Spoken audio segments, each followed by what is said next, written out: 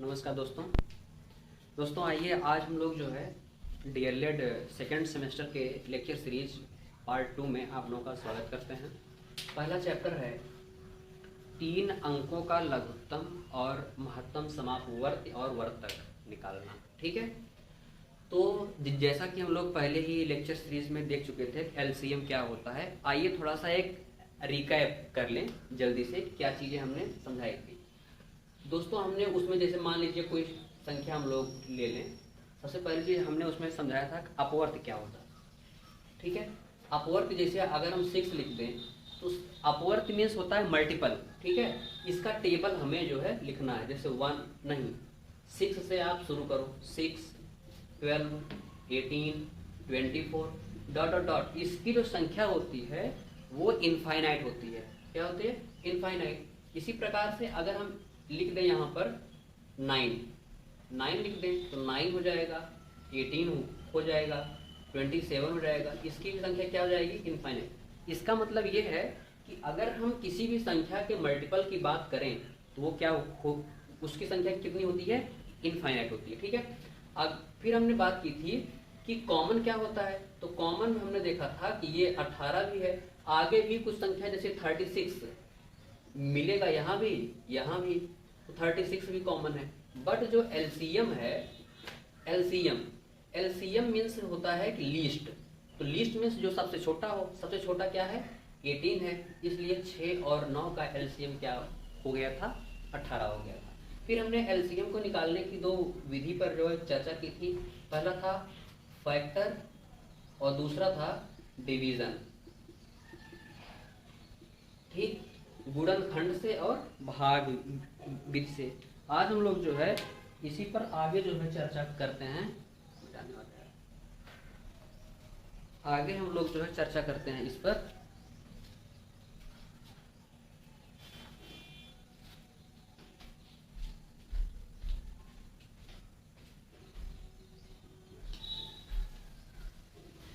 और हम लोग जो है 2-3 क्वेश्चन भी सॉल्व किए थे, लेकिन अभी हम एक्सरसाइज बढ़िया से नहीं सॉल्व करवाएंगे। पहले हम लोग पूरा का पूरा कॉन्सेप्ट सीख लेंगे, फिर हम लोग क्वेश्चन कर लेंगे। अब देखिए आज हम लोग जो पढ़ने वाले हैं वो है HCF। इसका जो फुल फॉर्म होता है देखेंगे तो हाईएस्ट कॉमन फैक्टर। ठीक, सबसे पहले हम लोग समझेंगे फैक्टर क्या होता है, फिर समझेंगे कॉमन फैक्टर क्या होता है, और फिर हम लोग जो है एक बार में पूरा समझ लें हाईएस्ट कॉमन फैक्टर क्या होता है। ठीक है, अब देखते हैं ये जो फैक्टर लिखा गया है, इस फैक्टर को हम लोग क्या क्या कहते हैं? फैक्टर को हम लोग गुणनखंड भी कहते हैं, गुणनखंड। और फैक्टर को हम लोग क्या कह सकते हैं? ये जो है अपवर्तक भी होता है, और इसका एक नाम होता है। चलिए ठीक है, तो अब ध्यान दीजिएगा, जैसे हम एग्जाम्पल से समझने की कोशिश करते हैं कि कोई संख्या है 12 के गुणनखंड क्या क्या हो सकते हैं। 12 का जो गुणनखंड हो सकता है वो ऐसी संख्याएं हो सकती हैं जो 12 को पूरी तरह से डिविजिबल कर सके, काट सके। जैसे 1 है वो 12 को काट देगा पूरा। फिर 2 है, 2 6 जा होता है 12, 2 छके 12, ये भी काट देगा। फिर 3 है, 3 4 जा 12, ये भी काट देगा। फिर 4 है, ये भी जो है 12 को काट देगा।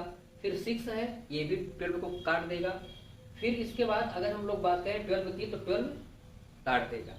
ठीक है, देखिएगा, तो इसका मतलब ये है कि फैक्टर, गुणनखंड या अपवर्तक की जो संख्या होती है, किसी भी संख्या के अपवर्तकों की जो संख्या होती है वो क्या होती है? सबसे पहला पॉइंट फिक्स होती है। फिक्स मीन्स निश्चित। ठीक है, तो किसी भी संख्या के अपवर्तकों की संख्या क्या होती है? निश्चित होती है। और देखिए सेकंड पॉइंट, किसी भी संख्या के अपवर्तक जो होते हैं उसमें एक भी शामिल होगा और स्वयं वह संख्या शामिल होगी। ठीक, एक भी शामिल होगा और स्वयं वो संख्या भी शामिल होगी। इसी प्रकार से अगर हम लोग मल्टीपल की बात कर लेते हैं,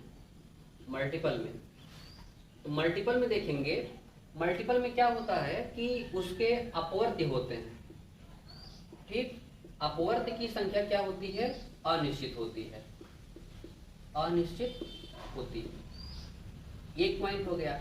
दूसरा पॉइंट ये है कि अपवर्त्य में दूसरा पॉइंट ये है कि उसमें जो है सबसे छोटी संख्या वही संख्या होती है, सबसे छोटी संख्या जो उसके अपवर्त्य होते हैं, अपवर्त्यों में सबसे छोटी संख्या स्वयं होती है, ठीक। ये दो पॉइंट हैं। अब आइए हम लोग आगे देखते हैं। इसका मतलब है कि अगर हमें अपवर्त्य का डिफिनीशन बोलना हुआ तो हम लोग क्या बोल सकते हैं, हम लोग इस तरीके से बोल देंगे कि जो दी गई संख्या है अगर वो जिन जिन जिन संख्याओं से वो कट जाएगी वही उस संख्या का अपवर्त्य नहीं अपवर्तक कही जाएगी। कोई भी दी गई संख्या जिन जिन संख्याओं से पूरी तरह से कट जाएगी वो संख्याएं दी गई संख्या का अपवर्तक कहलाएंगी, ठीक है। ये दो इंपॉर्टेंट पॉइंट हैं। डीएलएड के पेपर से देखा जाए तो ये क्वेश्चन कई बार पूछा जा चुका है। अब आइए देखते हैं हम लोग नेक्स्ट, ठीक है। ये हम लोग बात कर लिए अपवर्तक की। अगला कोई अगर हम एग्जाम्पल लें, जैसे मान लीजिए 18 का अगर हम फैक्टर निकालने की कोशिश करें, ये हो जाएगा 1 2 3, 3 के बाद आ जाएगा 6, 6 के बाद 9, 9 के बाद स्वयं आ जाएगा 18, ठीक। अब देखिए इसमें भी क्या हुआ, ये 18 जो है इसमें भी 1 है और 18 है। इसका मतलब है कि एक तो रहेगा ही रहेगा और वो संख्या स्वयं भी रहेगी, ठीक है।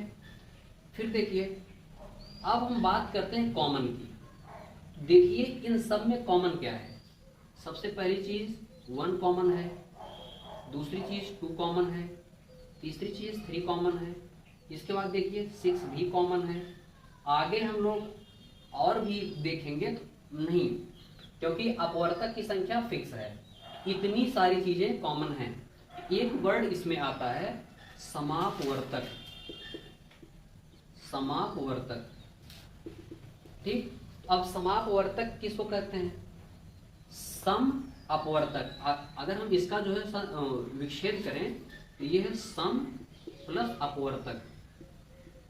आप लोग यहीं से इसकी डिफिनीशन जो है निकाल सकते हैं। इसका मतलब ये है कि समान अपवर्तक, ठीक है।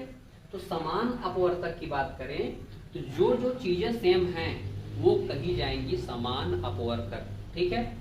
जैसे क्या क्या सेम है, देखिए 1 2 3 6 ये कही जाएंगी दी गई संख्याओं का समापवर्तक है, ठीक है।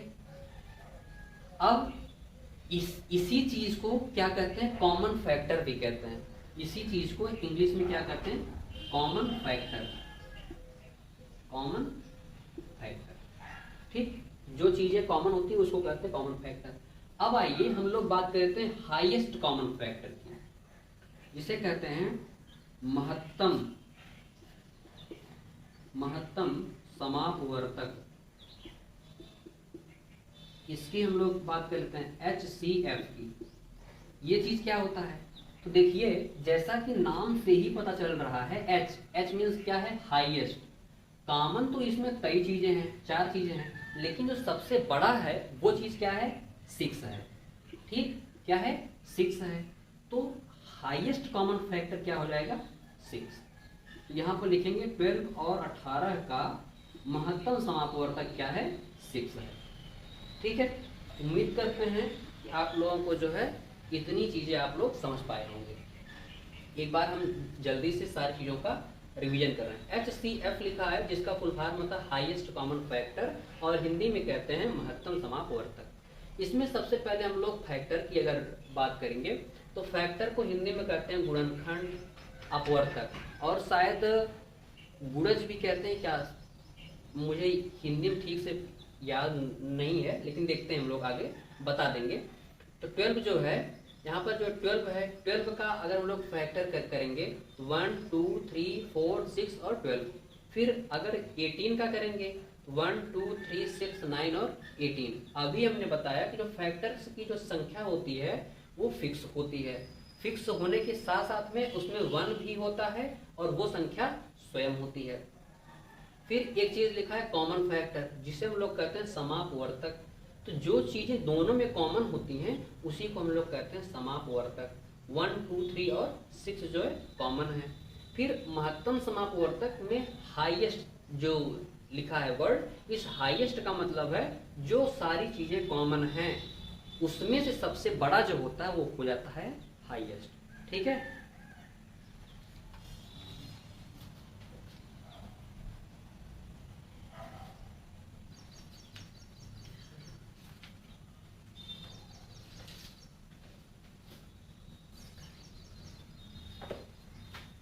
अब चलिए हम लोग जो है क्वेश्चंस को सॉल्व करने की कोशिश करते हैं।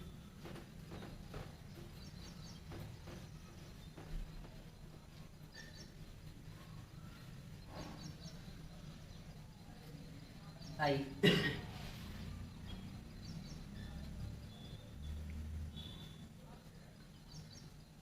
तो HCF निकालने की 2 विधियां हैं। कितनी हैं? 2 हैं। HCF इसको निकालने की जो है कुल 2 विधियां हैं।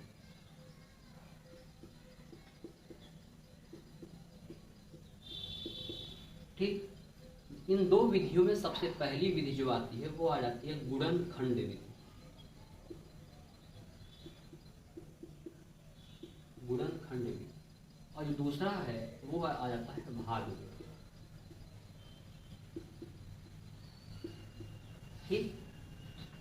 पहला जो गुणनखंड विधि है और दूसरा है भाग विधि, इस पर हम लोग एक ही क्वेश्चन को लेकर के सॉल्व करेंगे और देखते हैं कि कैसे जो है निकल रहा है। तो आइए देखते हैं एग्जाम्पल 24, 40, 64 का महत्तम समापवर्तक, इसको शॉर्ट में कहते हैं मासा, ज्ञात कीजिए। ज्ञात कीजिए। आइए देखते हैं। सबसे पहले 24 लिखिए, 40 लिखिए और 64 लिख लीजिए। अब कुछ लोगों को ये समस्या होती है कि फैक्टर निकालना नहीं जानते, इसीलिए मैंने पहले ही दिन जो है अभाज्य और भाज्य संख्या के बारे में बताया था। अब 24 लिख दो। अब कुछ डिविजिबिलिटी रूल भी होते हैं। डिविजिबिलिटी रूल ये होते हैं कि संख्या किस संख्या से कटेगी। जैसे इसके लास्ट में 4 है, तो जिन संख्याओं के लास्ट में 0 होगा, 2 होगा, 4 होगा, 6 होगा और 8 होगा, ये संख्या निश्चित है कि 2 से डिविजिबल होगी। तो आइए देखते हैं। 2 हो गया 12, 2 6, 2 3, 3 1, 1 से इसको उठाइए, 1 2 2 2 3। ठीक।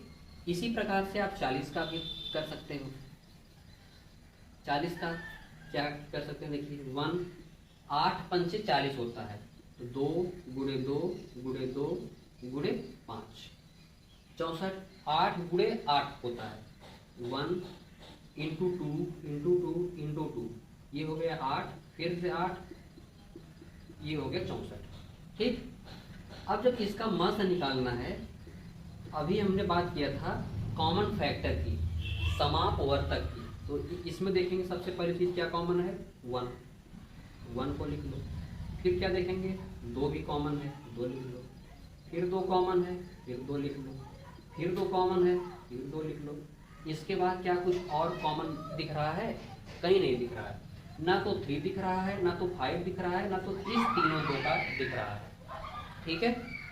जब नहीं दिख रहा है तो हम लोग क्या करेंगे, इसको जो है मल्टीप्लिकेशन कर देंगे। 2 दूनी 4 दूनी 8 और 8 एकन्ना 8, तो ये हो जाएगा मासा।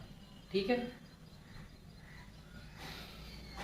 अब आइए, ये तो था कौन सा मेथड? गुणनखंड विधि से।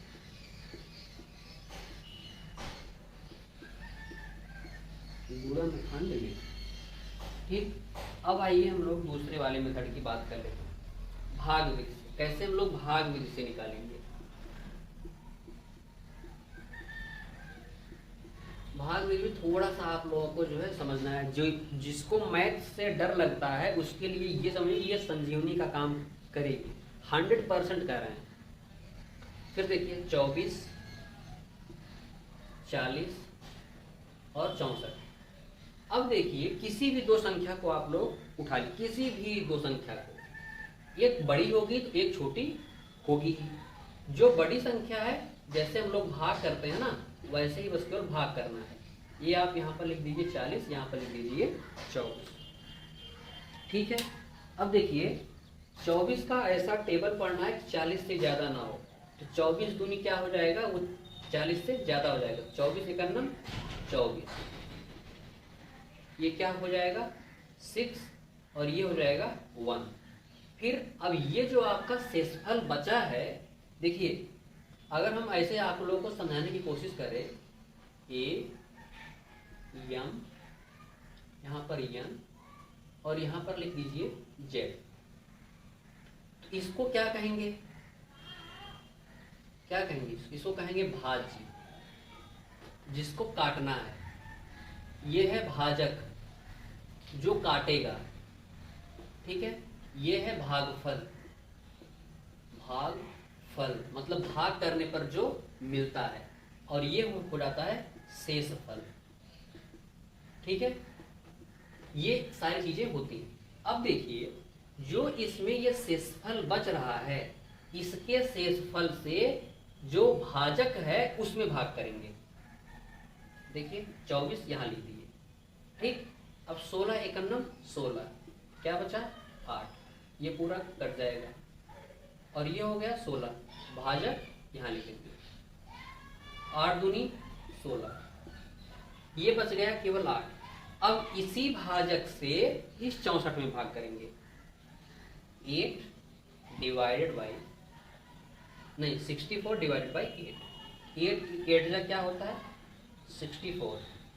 जब ये पूरा का पूरा काट देगा तो वही क्या हो जाएगा HCF, HCF क्या हो जाएगा 8।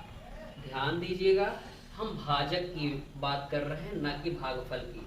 तो जो भाजक होगा हरदम भागफल, हरदम जो है वही बनता है उन लोगों का HCF।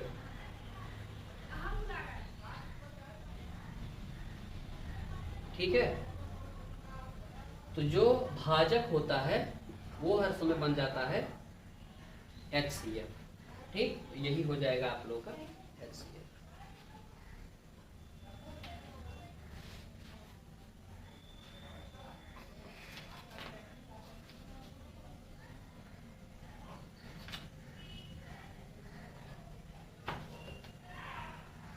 चलिए अब जैसे मान लीजिए एक और बहुत इम्पॉर्टेंट रिलेशन होता है HCF और LCM में, उसकी हम लोग बात कर लेते हैं। फिर नेक्स्ट जो है वीडियो में या फिर अभी जो है देखते हैं, एक आध तो क्वेश्चन जो है और लगवा देंगे।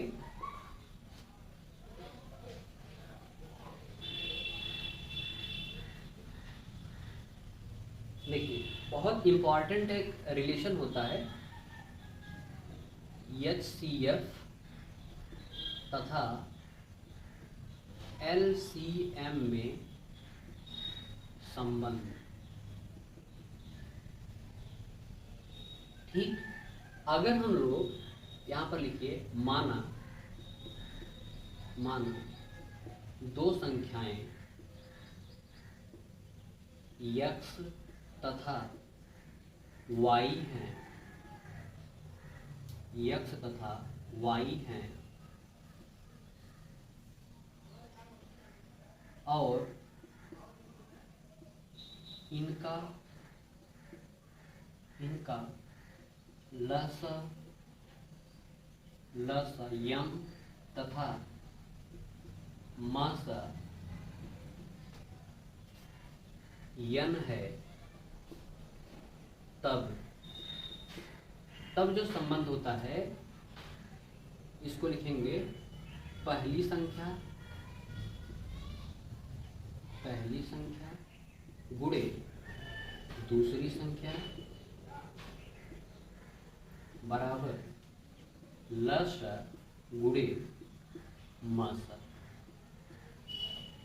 देखिएगा, पहली संख्या गुणे दूसरी संख्या बराबर लसा गुणे मसा होता है। तो पहली संख्या को हमने मान रखा है x, दूसरी संख्या को मान रखा है y, लस को हमने मान रखा है m, मस को मान रखा है n। ये बहुत ही इम्पोर्टेंट रिलेशन मिलता है हम लोगों को। इस पर बेस्ड हम अभी कोई क्वेश्चन लगा ले रहे हैं ताकि आप लोगों को हम ये समझा सकें कि ये कैसे इक्वल होता है। आइए हम लोग एग्जाम्पल की बात करते हैं। बहुत छोटा सा लेंगे। मान लीजिए कोई संख्या है 12 और 18, ठीक। हम ऐसे लिखते हैं, फर्स्ट नंबर मतलब पहली संख्या क्या है, वो है 12। सेकेंड नंबर दूसरी संख्या क्या है, वो है 18, ठीक। इसका हम लोग सबसे पहले निकालेंगे लसा। तो लसा निकालने के लिए हम दो विधि पर ऑलरेडी बात कर चुके थे, गुणनखंड विधि और भाग विधि। तो हम यहाँ पर यूज कर रहे हैं गुणनखंड विधि का। तो क्योंकि गुणनखंड विधि से हम एक ही बार में लसा भी निकाल सकते हैं और मसा भी निकाल सकते हैं, लेकिन भाग विधि से आप लोगों को अलग अलग करना होता है। तो 12 और 18 इज इक्वल टू क्या कर देंगे, 2 दूनी 4, 4 3 12, 2 3 6 और 3 18। अब देखिए लसा कैसे निकलता है। उस दिन हम समझाए थे बहुत अच्छे से कि सबसे पहले इसमें देखिए किस किस अंक का प्रयोग हुआ है, 2 का और 3 का। तो 2 जिसमें सबसे ज्यादा है उसको लिखिए। यहाँ पर 2 एक बार है, यहाँ पर 2 2 बार है, तो 2 बार वाले को लिख लो, 2 गुणे 2। फिर देखिए कि 3 भी है, 3 यहाँ पर 1 टाइम है, यहाँ पर डबल टाइम है, तो इसको डबल टाइम वाले को लिख लो। तो क्या हम लोगों को मिल जाएगा, 2 दूनी 4, 4 3 12, 12 3 36, ये हो जाएगा। अब मासा अभी हमने समझाया कि मासा में जो है जो कॉमन होता है उसको लिखते हैं। ये हो जाएगा 2 और ये हो जाएगा 3, यही दोनों चीजें बस केवल कॉमन है। ये हो जाएगा 2 और ये हो जाएगा 3, 2 3 जा 6। अब देखिए आप लोगों के लिए हम केवल ये समझाना चाह रहे थे कि ये कैसे इक्वल होता है।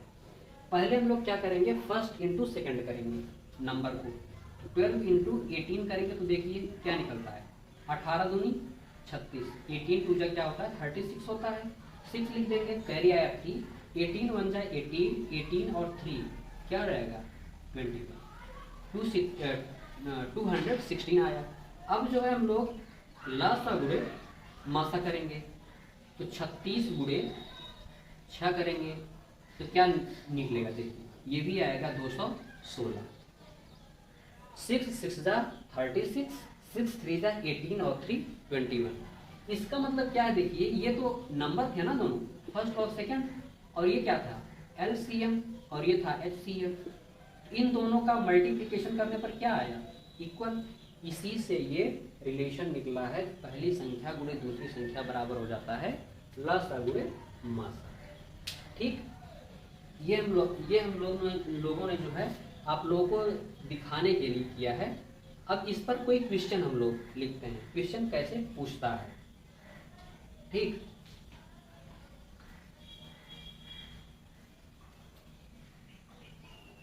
क्वेश्चन किस प्रकार से देगा,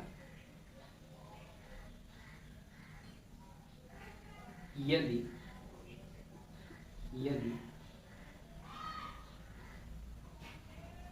पहली संख्या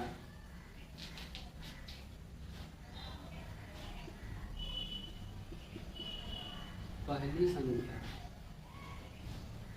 12 तथा दूसरी संख्या 18 है तो है, तथा और इन संख्याओं का